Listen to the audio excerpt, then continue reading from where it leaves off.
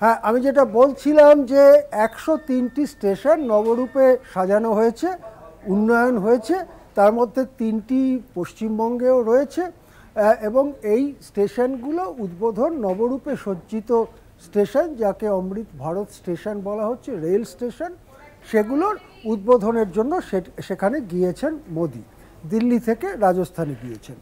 এবং বোঝাই যাচ্ছে যে অনুষ্ঠানটি একটি সরকারি অনুষ্ঠান।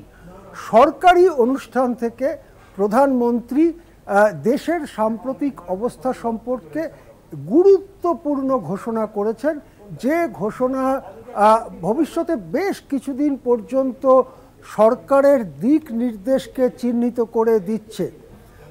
নরেন্দ্র মোদী ঠিক কী বলেছেন?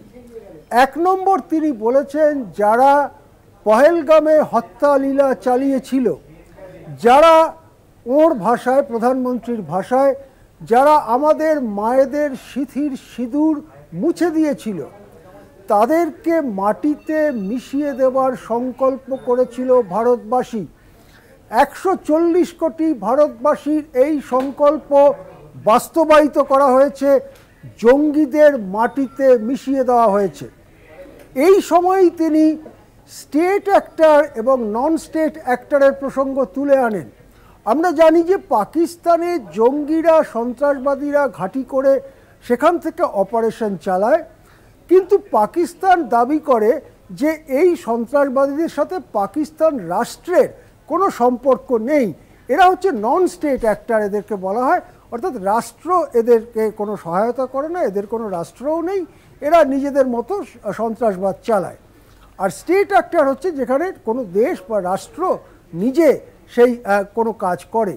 কিন্তু এখানে এই যে ধোঁকা, অর্থাৎ এরা নন স্টেট অ্যাক্টর, এরা স্বাধীন জঙ্গি, এদের পেছনে পাকিস্তান নেই বলে পাকিস্তানের কোষাগার থেকে এবং অন্যান্যভাবে টাকা পয়সা, যন্ত্র, অস্ত্র, খবর, গোয়েন্দা তথ্য সব কিছু যে জোগানো হচ্ছে জঙ্গিদের, সেই প্রসঙ্গটা তুলে এনেছেন নরেন্দ্র মোদী।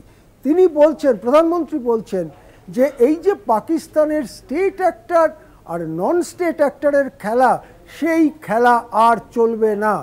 সুতরাং তিনি এখন স্পষ্ট করে দিলেন যে পাকিস্তানের মাটি থেকে জঙ্গি হামলা হলে, সন্ত্রাসবাদী হামলা হলে, সেটা যে কোনো সন্ত্রাসবাদী গোষ্ঠী তার দায়িত্ব স্বীকার করলেও তার দায় পাকিস্তান এড়াতে পারবে না, এবং এভাবেই ভারত এই বিষয়টিকে দেখবে।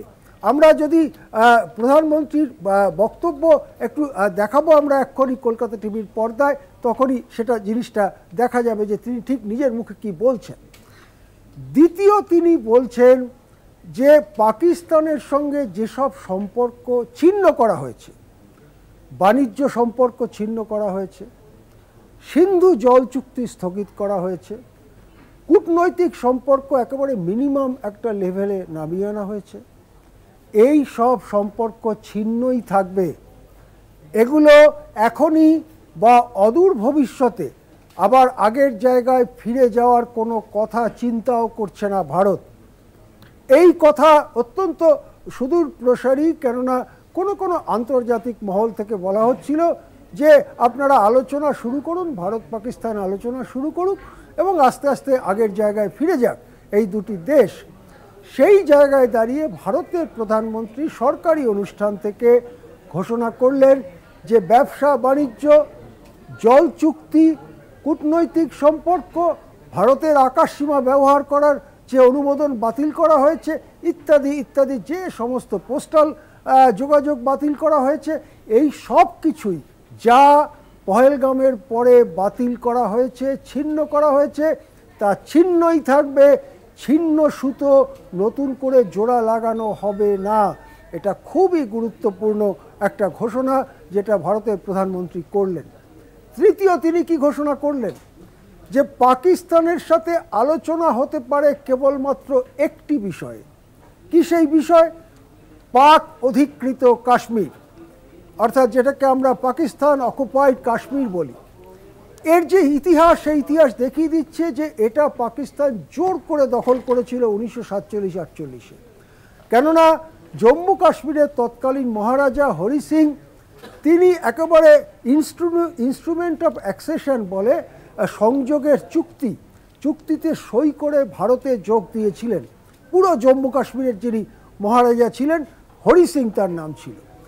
কিন্তু সেই সময় পাক সেনা মদতপুষ্ট হানাদাররা পাকিস্তানের দিক থেকে ঢুকে আসে এবং কাশ্মীরের প্রায় 3 ভাগের 1 ভাগ তারা দখল করে নেয়। ভারতীয় সেনা তারপরে পৌঁছয়, কিছুটা যুদ্ধ হয়, তারপর যে জায়গায় দুপক্ষের সেনা দাঁড়িয়ে যায় সেটাকেই আমরা এখন বলি লাইন অফ কন্ট্রোল। এই লাইন অফ কন্ট্রোলের ওপারে যে পাক অধিকৃত কাশ্মীর, তা ভারতের আইন অনুযায়ী, আন্তর্জাতিক সব ধরনের বিধান অনুযায়ী তা ভারতের। সেই জন্য প্রধানমন্ত্রী বললেন যে পাকিস্তানের সাথে কথা হতে পারে কেবল একটি বিষয় নিয়েই, সেটা হচ্ছে পাক অধিকৃত কাশ্মীর। আমাদের মনে হয় যে এত গুরুত্বপূর্ণ বক্তৃতা সেই 2019 সালে বালাকোট স্ট্রাইকের সময়ও এত গুরুত্বপূর্ণ সব বৈদেশিক নীতি সম্পর্কে নরেন্দ্র মোদীকে একটি বক্তৃতায় বলতে শোনা যায়নি। আজকে যত গুরুত্বপূর্ণ বক্তৃতা তিনি করেছেন, এবং আগামী কয়েক বছর পাকিস্তানের সাথে ভারতের সম্পর্ক এবং এই সূত্রে আন্তর্জাতিক সম্পর্ককে তিনি আজকে বেঁধে দিলেন কতগুলো সূত্র, কতগুলো ফর্মুলার ভিত্তিতে, যার ভিত্তিতে ভারত চলবে। এখানে অবশ্য কিছু কিছু প্রশ্ন উঠবে যে ডোনাল্ড ট্রাম্প যে বলেছেন তিনিই মধ্যস্থতা করেছেন, ডোনাল্ড ট্রাম্প যে বলেছেন বাণিজ্য বন্ধের ভয় দেখিয়ে মধ্যস্থতা করেছেন বা 2 দেশকে রাজি করিয়েছেন ইত্যাদি ইত্যাদি, এসব ব্যাপারে প্রধানমন্ত্রী আজকে কিছুই বললেন না। হয়তো ভবিষ্যতে কখনো কোনো আলোচনার জন্য আমাদের অপেক্ষা করতে হবে যখন ভারত সরকার এ বিষয়ে তাদের মতামত জানাবে। হ্যাঁ, ধন্যবাদ আপনাকে আশিস দা। আমরা কথা বললাম পলিটিক্যাল এডিটর আশিস চট্টোপাধ্যায়ের সঙ্গে। আরও একবার জানিয়ে রাখবো, দেশের 103টি অমৃত ভারত স্টেশনের উদ্বোধন, রাজস্থানের বিকানেরে একটি জনসভা থেকে 103টি অমৃত ভারত স্টেশন ভার্চুয়ালি উদ্বোধন করেন প্রধানমন্ত্রী।